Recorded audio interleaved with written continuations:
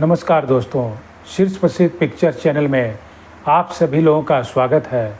दोस्तों, आज हम बात करते हैं दक्षिण भारत के कुख्यात तस्कर पर आधारित फिल्म वीरप्पन के बारे में। दोस्तों, इस फिल्म का निर्देशन मशहूर निर्देशक राम गोपाल वर्मा ने किया था और इस वीरप्पन फिल्म में जिन कलाकारों ने प्रमुख भूमिकाएं निभाई थीं उनमें थे संदीप भारद्वाज, लीजा रे, उषा जाधव, सचिन जोशी इत्यादि।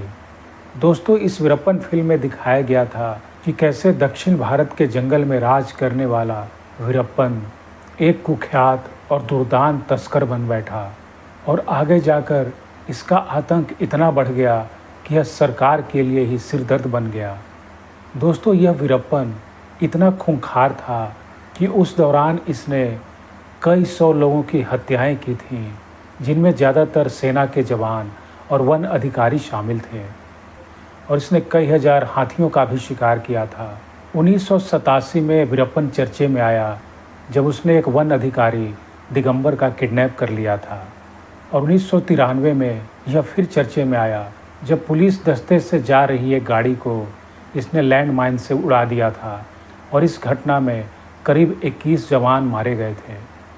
दोस्तों, ऐसा भी कहा जाता है कि एक बार एक वन अधिकारी श्रीनिवासन ने वीरप्पन को पकड़ भी लिया था, लेकिन वह इतना चालाक था कि उसने अपने सर दर्द का बहाना बनाकर एक तेल मंगवाया था। तो उस तेल से उसने सर में मालिश न करके उसने बंधे हाथ में मालिश किया और देखते ही देखते वह अपने बंधन से मुक्त होकर वहाँ से भाग निकला। और दोस्तों, ऐसा भी कहा जाता है कि वीरप्पन खूंखार तो था ही, साथ ही साथ वह बहुत सनकी भी था। अब उसे इस बात की सनक चढ़ गई थी कि श्रीनिवासन ने उसे गिरफ्तार किया था, तो उसने श्रीनिवासन को मारने की एक योजना बनाई थी।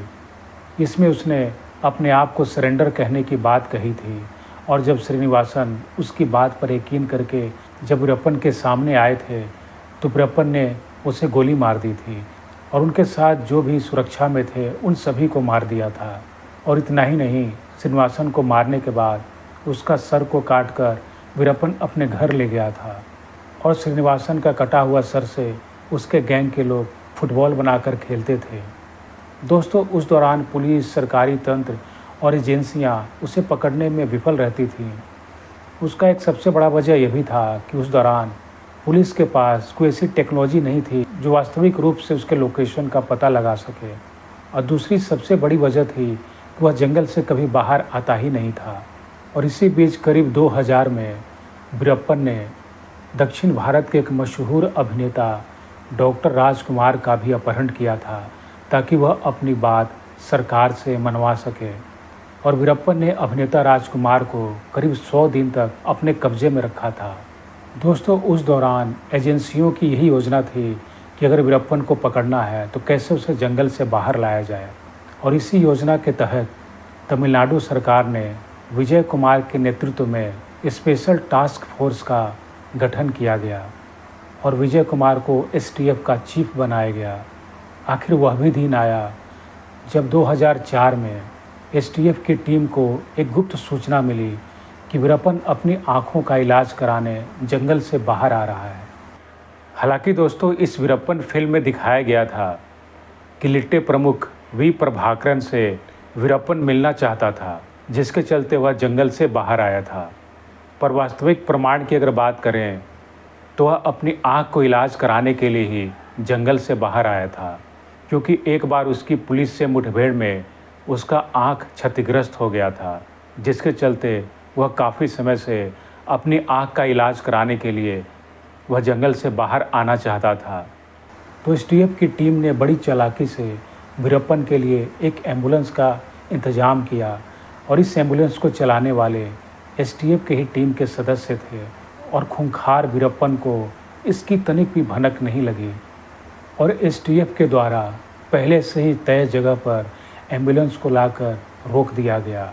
और एसटीएफ टीम के सदस्य जो गाड़ी चला रहे थे, गाड़ी रुकते ही वह फ़ौरन उससे उतरकर वहाँ से भाग निकले। और इससे पहले कि वीरप्पन कुछ सोच समझ पाता तो पहले से ही वहाँ पर मुस्तैद एसटीएफ की टीम ने एम्बुलेंस को चारों तरफ से घेर लिया था। और ऐसा कहा जाता है कि चारों तरफ से एसटीएफ के टीम के द्वारा AK-47 बंदूक से करीब 20 मिनट तक लगातार फायरिंग की गई थी। तो इस तरह से एक खूंखार और दुर्दांत तस्कर वीरप्पन का खात्मा किया गया और बॉक्स ऑफिस पर इस फिल्म का प्रदर्शन औसत रहा था। धन्यवाद।